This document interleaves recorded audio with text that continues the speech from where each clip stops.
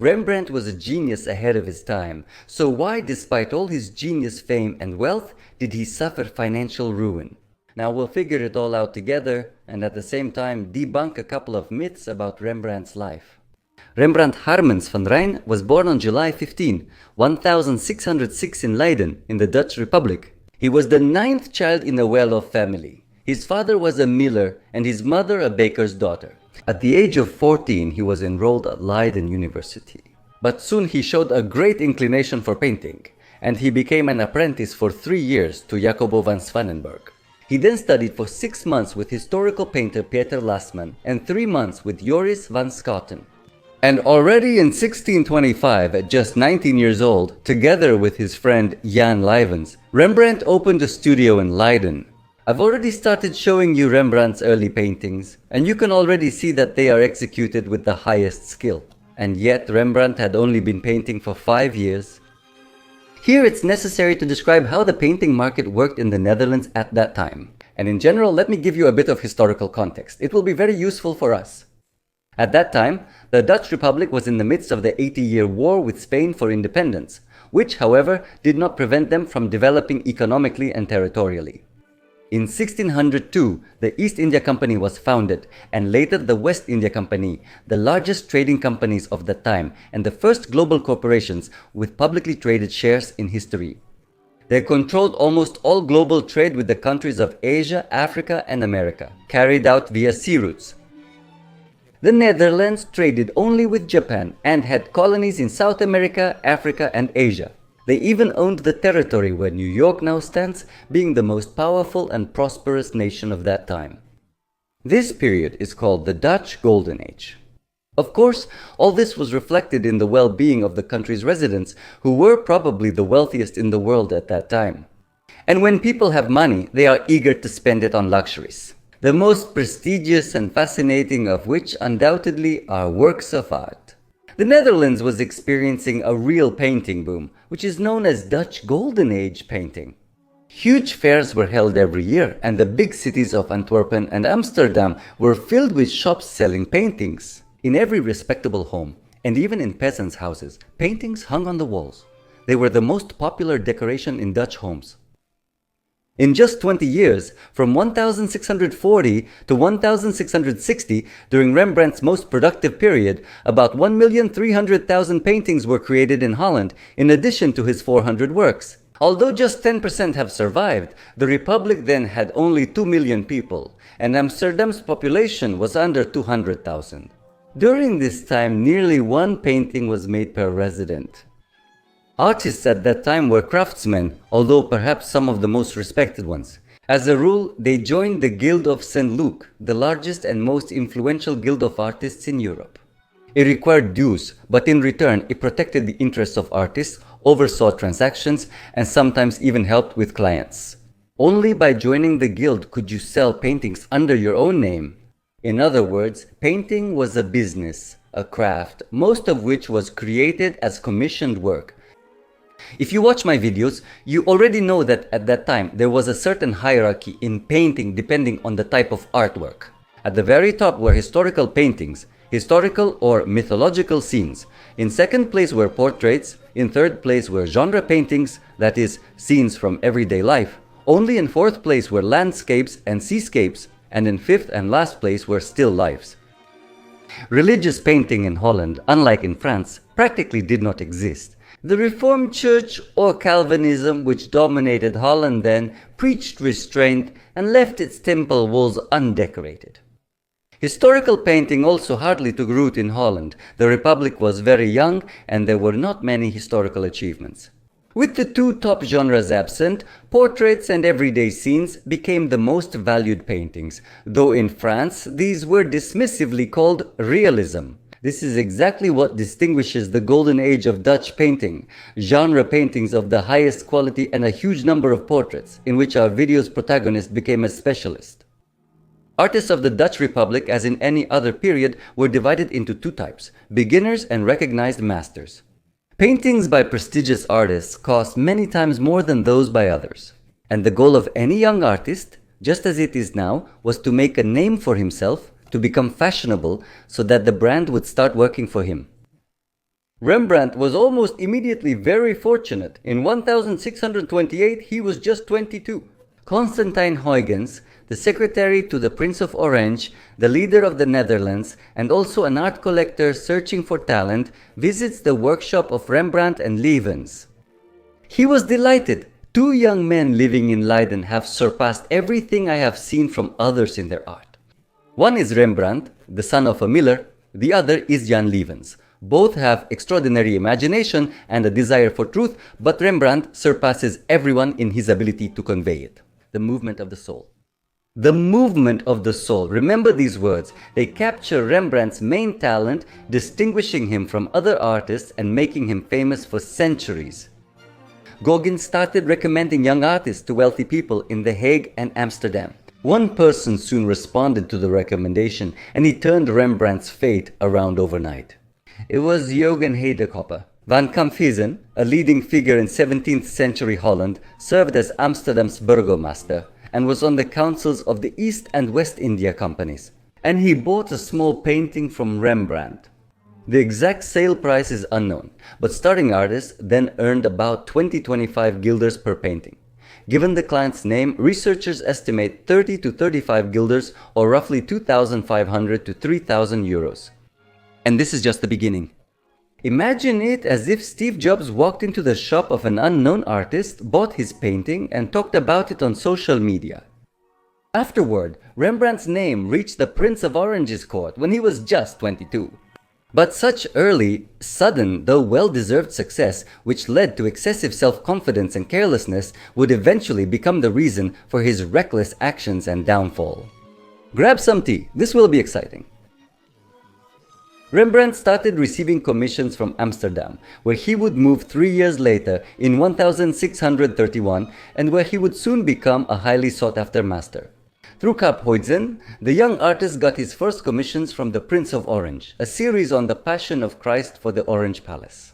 From 1633 to 1639, Rembrandt painted 6 works for the series, adding the Ascension of Christ later. The exact amount of the commission is unknown, but it has been preserved.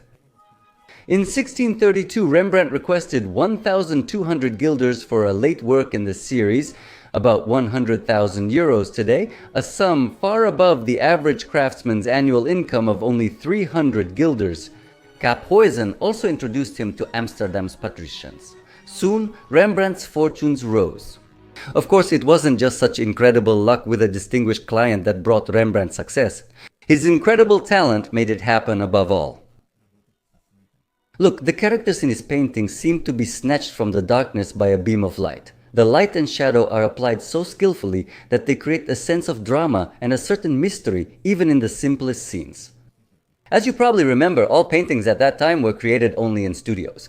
There was no electricity, and the artist's task was to use candles and oil lamps to create lighting that imitated natural light. We can see this clearly in Rembrandt's portraits. In them, there is often only one. Half the head is often in semi-darkness, yet he still creates volume in the shadows with subtle tonal shifts. A distinctive feature of his portraits is that the nose always divides it into a light and a shadowed side. As a rule, he arranged the lighting so that the chiaroscuro divided the face into 2 parts, and he painted the facial features with fantastic meticulousness. The detail was also aided by the fact that he often painted on wood, and the hard surface allowed him to apply brush strokes more precisely. But the most amazing thing was his skill with the brush. I will show you several portraits in extreme close-up so you can see how a person's head turns into a skillfully and expertly applied system of brush strokes.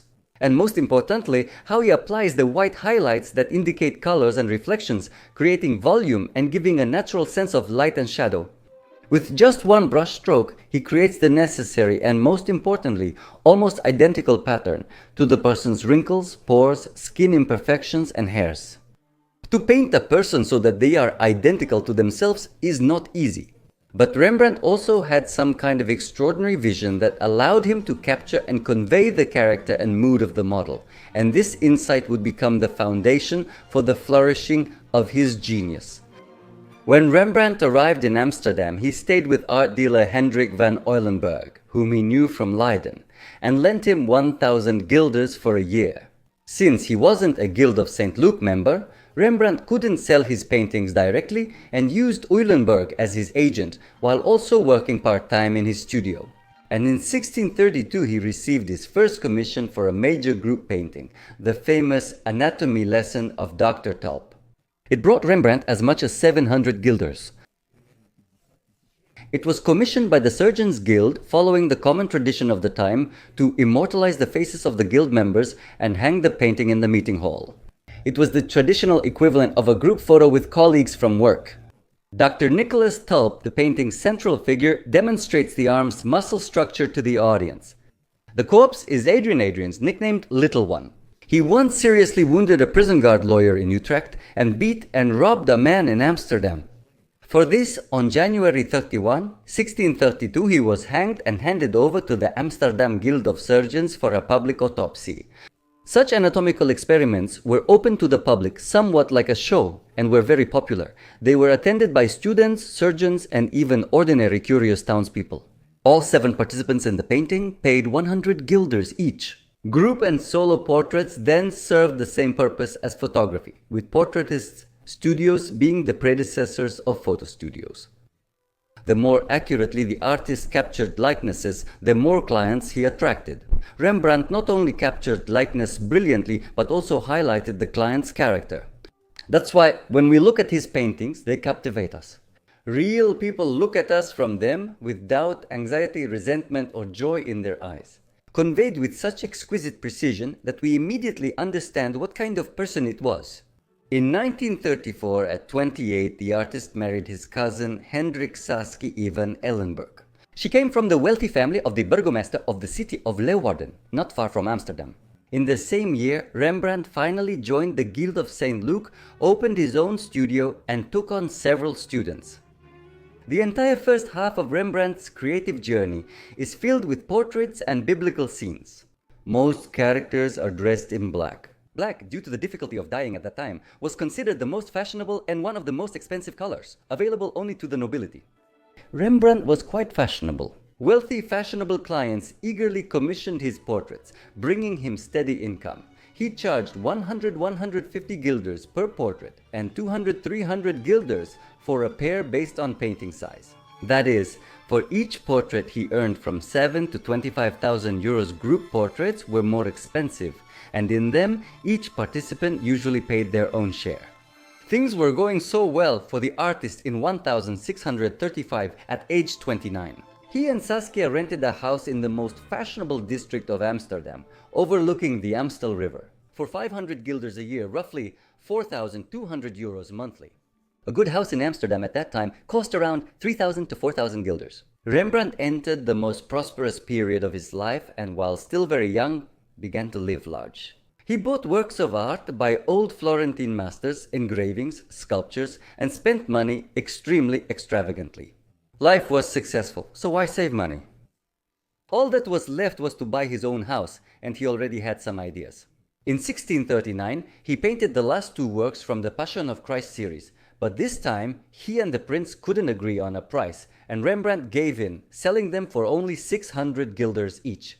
Because he was in a hurry, he needed the money to make a down payment of 1,200 guilders for his dream house. And he and Askia bought their own house on the prestigious Breestraat, where the local Bohemians lived. But the details of buying this huge and expensive house are where the true reason for Rembrandt's subsequent financial collapse lies. It wasn't the common myth about the nobility supposedly turning away from him after the painting Night Watch, but rather simple financial carelessness. The thing is, the house wasn't bought outright, but was taken on a kind of medieval mortgage. For 13,000 guilders, which is about €1,000,000, a staggering amount for those times, even for such a mansion in the center of Amsterdam, recently renovated. But Rembrandt was confident in his business then, and valued the residence's prestige more. There were no storm clouds on the horizon. Under the mortgage terms, he had to pay 25% within a year, and the rest over 6 years at 5% annual interest. Yes, even then there was a mortgage, but from the previous owner, not a bank. It was basically an installment plan with interest. Ownership was transferred to the buyer after the full amount was paid, and importantly, until the ownership was fully transferred, Rembrandt had to pay rent for living in the house. Despite financial success, the Rembrandt couple faced misfortunes in their personal life. The first three children did not live to be even 6 months old, and only the fourth son, Titus, born in 1641, lived to adulthood. The next year, Saskia dies of tuberculosis, leaving Rembrandt a widower with a 1-year-old child. Before Saskia's death, with the best of intentions, she writes a will, which however will become the beginning of the very difficulties that will soon, like an avalanche, fall upon the artist. In her will, she left her half to her son, appointing Rembrandt himself as the guardian and manager of his share, but only as long as he does not remarry or die. If Rembrandt died or remarried, his entire share would pass to Saskia's relatives. In fact, Rembrandt, while remaining the child's father financially, became his guardian only halfway, with the right to use the property, but without the right to own it. Usufruct, as it was called back then. And until his son came of age, the artist was obliged to keep his son's share untouched. Thus, after Saskia's death, he lost the right to dispose of half of his estate. And this wouldn't have been a problem if the artist's finances had continued to prosper, but that would soon change. In 1639, Rembrandt received a second commission for a group guild portrait, this time of the Amsterdam Militia Company of Captain Frans Banning Kok and Lieutenant Willem van Ruitenbusch. Rembrandt began working on what is perhaps his most famous painting, surrounded by a cascade of contradictory myths and known for its reputation as a fateful work, which marked the beginning of Rembrandt's downfall and which would only be completed 3 years later, in 1642. This is the very Night Watch, but let's take a closer look at everything. The painting depicts 16 members of the Militia Guild. The other figures were added by the artist for artistic effect. Usually, such portraits were very formal. In them, a group of people would stand together, looking straight at the viewer, just like in all official corporate photos or graduation pictures. This was the standard, where all participants were given more or less equal space, attention, and lighting. But Rembrandt went his own way. Just like in the anatomy lesson, he wasn't interested in meaningless posing. He wanted to create meaning, to give a dry, formal portrait a story that would unfold before the viewer. Rembrandt had a unique trait. His skill was so high that he almost never made preliminary sketches. He painted directly onto the canvas. That's why the usual stage of presenting a sketch and getting approval from the client was skipped, and there were 16 clients. Rembrandt created a composition that placed some figures in the foreground and others in the background. He coordinated poses and expressions only with the captain and lieutenant. For the rest of the participants, the painting was a surprise. Look at it. None of its characters are looking at the viewer. The original title of the painting is The March of Captain Frans Benningkok's Rifle Company and Lieutenant Willem van Ruitenburg. That is, it depicts the preparation for a combat mission, assigns roles to each participant, and creates a storyline. No one had ever done it that way before. But you have to admit, compared to standard portraits, this was not just a record of faces. This portrait became real art, filled with meaning, endless details, and a play of light. Any talented artist loves challenges, loves to be the first, to make breakthroughs, to make discoveries. With this huge 4x5 meter painting, Rembrandt made his breakthrough. And that's exactly why it is now considered the jewel of his work. But as is often the case, not every society is ready for the unexpected. He received 1,600 guilders for the painting, 100 from each participant, but their opinions differed. The captain and lieutenant were very pleased. The captain even copied the painting for his diary. But the characters who were left on the periphery were, of course, disappointed. After all, they paid just like everyone else, expecting a standard group portrait, but were pushed to the sidelines by the artist's will. Contrary to popular belief that Rembrandt was not paid for the painting, there is no evidence of this. Moreover, there are letters mentioning that everyone paid. We know that some people were dissatisfied, but that was the most serious consequence. The painting was hung in the Great Hall of the Amsterdam Musketeers Company, where it hung without complaint for 70 years, and then it was moved to the City Hall. But there it didn't fit in the space between the columns, so it was trimmed on 3 sides. The painting was given the name The Night Watch much later. Paintings at that time were not given names at all, except to distinguish them in a dealer's catalog, and the names were always purely descriptive. As if we were storing chairs, wooden chair with a green seat. It's the same here. a woman wading through water, an old man in a red cap, or a girl leaning on a stone windowsill. It is believed that Rembrandt's financial difficulties began around this period. There is a myth that the supposed revolutionary and unflattering nature of the portrait means Rembrandt encoded his negative attitude toward the militiamen in the painting, which is, of course, absurd. This turned clients away from him, he was ostracized, and people stopped commissioning group portraits from him. Before the Night Watch, Rembrandt had painted only one similar portrait, The Anatomy Lesson, a decade earlier. Evidence suggests others existed, but they haven't survived to the present. He later painted two more, the group portrait of the Surgeons Guild in 1660 and the portrait of the Drapers Guild in 1662. Here you can already see caution, a return to the standard, possibly agreed upon in advance. So we see that there were definitely not fewer commissions for group portraits. Check out this chart I made showing how many paintings Rembrandt created each year. And here it's clear that the decline started long before 1642 from the mid-1630s, but it's important to know that until 1639 he was working on the Passion of Christ series, producing one painting a year, and each painting took from 6 months to a year to complete. That's why Rembrandt simply didn't have time for other works, even though he had students. The surviving archives tell us that Prince of Orange was not very pleased with the Passion of Christ series. They were too unorthodox, too free. Like any good artist, Rembrandt couldn't just copy the old. He needed to bring something of his own. And what he did best were emotions, composition, and storytelling. The prince found this too free, and he wanted to stop this series, but he was persuaded by Confucian. In the end, as I already mentioned, for the last two paintings, which Rembrandt finished in a great hurry and with some mistakes, to get the money for the down payment on the house, only half the usual amount was paid. The series was put on hold for almost 7 years. As early as 1646, the artist received a commission for two paintings, the Nativity of Christ and the Circumcision, for which he would be paid 2,400 guilders. That's a lot of money, and it would seem it should have been enough to cover the payments, but Rembrandt still didn't have enough. He was used to living large.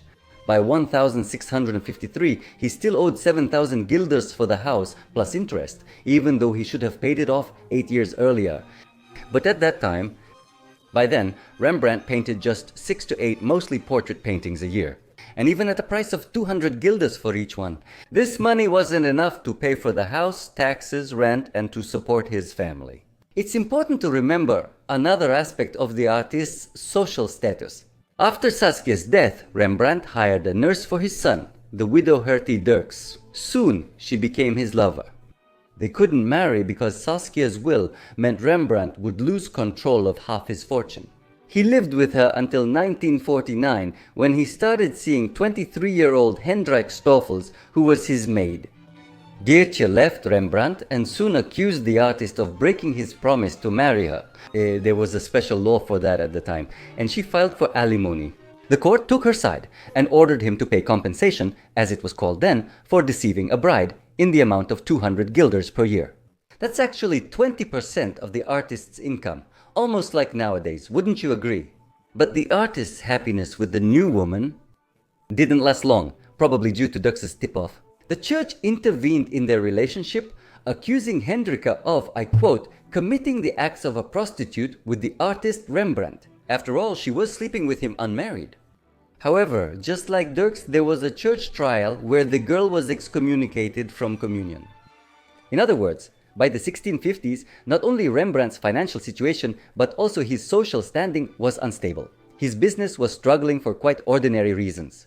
Firstly, high competition and many decent but cheaper artists were taking over the market while Rembrandt was busy with the Passions of Christ. When he returned to the market after 10 years, the clients were gone. Secondly, the extreme realism of his paintings might not have appealed to everyone.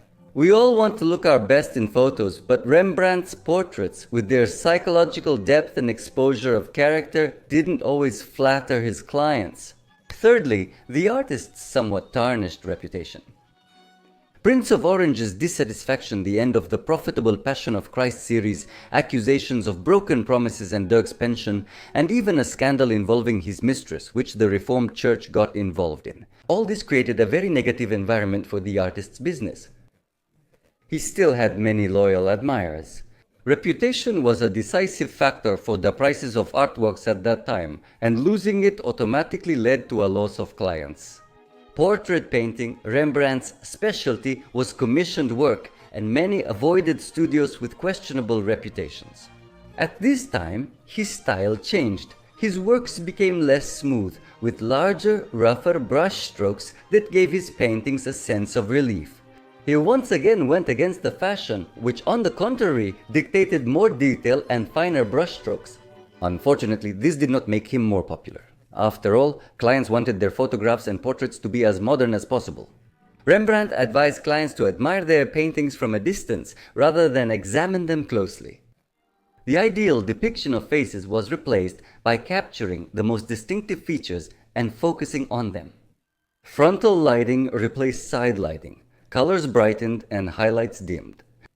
You know, it's precisely because of his later style that I would even dare to say that Rembrandt became the forefather of Impressionism, an artist who took the risk much earlier.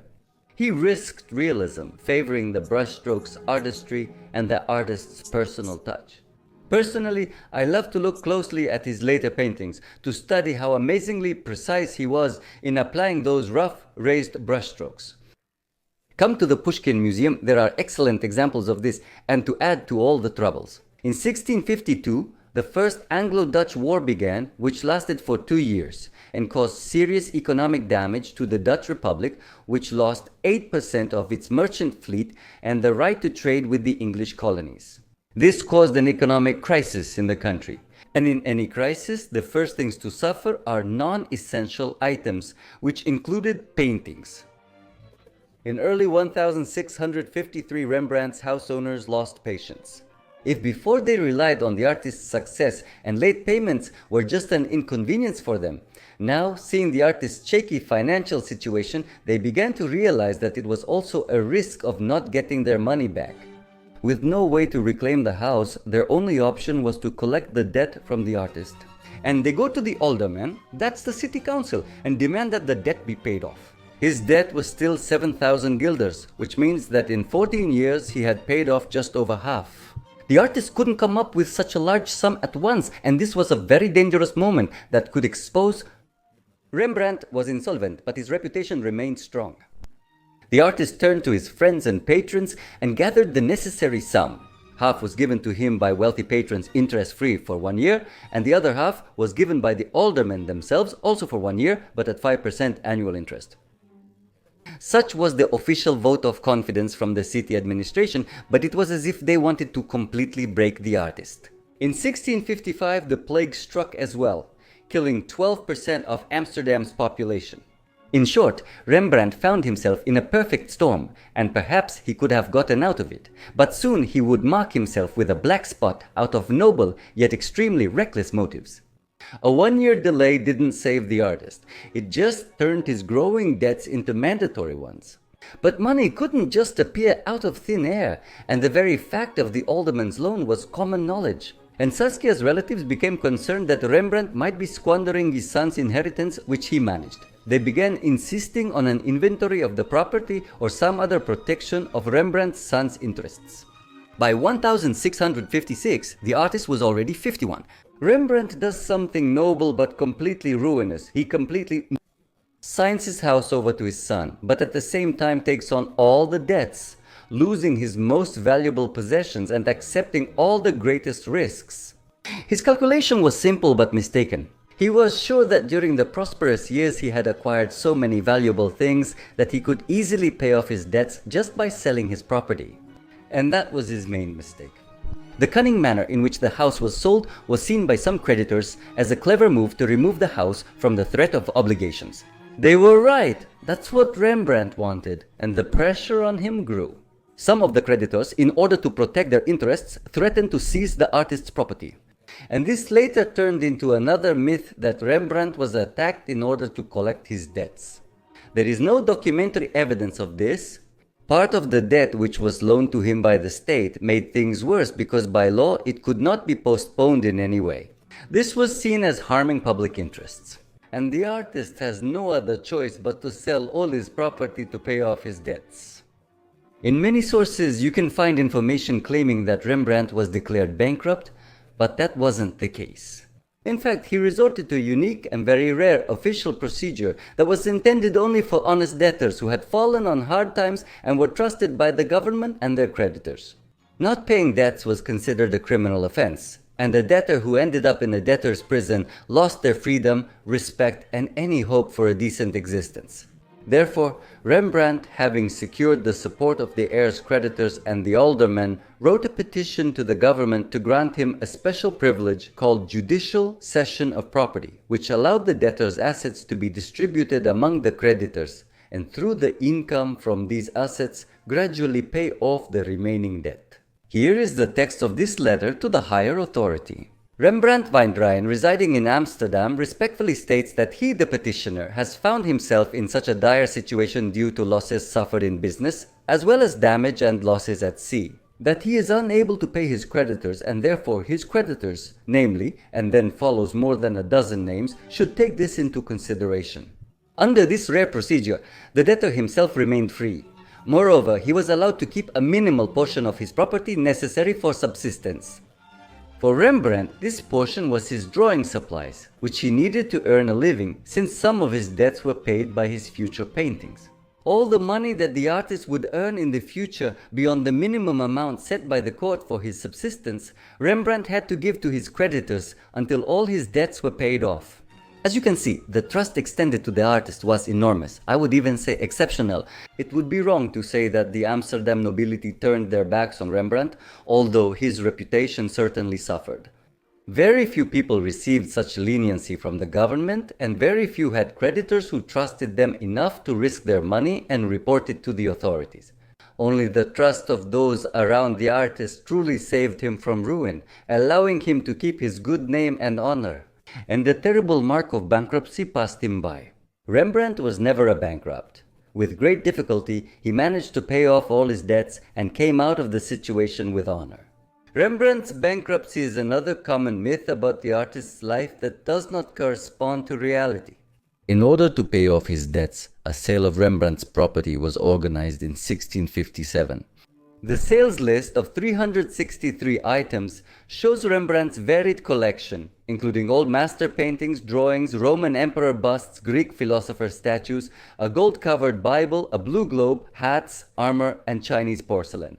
But the results of the sale turned out to be shocking, according to the inventory made by Rembrandt himself, based on the purchase prices from the prosperous years. The artist valued the collection at 28,000 guilders, including 11,000 artworks and 65 of his own paintings. But you remember that he owned only half of it. The other half belonged to his son. And his calculation was clear. Even half of the 14,000 from the sale would have been more than enough to cover the debt, which by that time amounted to 8,500 guilders, even after paying taxes, duties, and interest. However, as a result of selling his part of the collection, he managed to get only about 5,000 guilders, which, after paying all expenses, was enough to cover only half of the debt. That's how simple financial illiteracy and a background of negative circumstances came together. The death of his wife and the subsequent will. War, plague, declining popularity, and strong competition caused what we'd now call a cash gap in Rembrandt's finances. There was no other way out. A year later, Rembrandt's family still sold their house. But even then, the sale amount was only 11,218 guilders, half of which was untouchable. After settling debts, commissions and fees, Rembrandt had nearly nothing left. Soon, he, his partner and his son moved to another more modest home on Rozengracht, which they rented for 250 guilders a year. After transferring his property, Rembrandt lost custody of his 15-year-old son. But Titus made a clever move and wrote a will in which he left all his property to his father, pushing aside all of Saskia's relatives. It seemed all problems were solved, though the house was lost, but one more difficulty appeared. After transferring property per the Guild of St. Luke's rules, he could no longer sell his paintings directly. And in 1616, 18-year-old Titus, who was allowed by the court to conduct certain business transactions, even though adulthood at the time was reached only at 25. And Rembrandt's partner Hendrike opened a fictitious company for selling works of art, where Rembrandt became the artist working for the company. He still had all the opportunities and even some clients. He spent his final years productively, creating masterpieces like The Syndics, The Sampling Officials, The Conspiracy of Claudius Civilis, and The Return of the Prodigal Son. He was still commissioned to paint many portraits. Cosimo III de' Medici, the Grand Duke of Tuscany, visited Rembrandt twice and returned to Florence with one of his self-portraits. In 1668, Titus died of illness at the age of 27, and Rembrandt outlived him by only 1 year. He died on October 4, 1669, and was buried in a rented grave in the Westerkerk.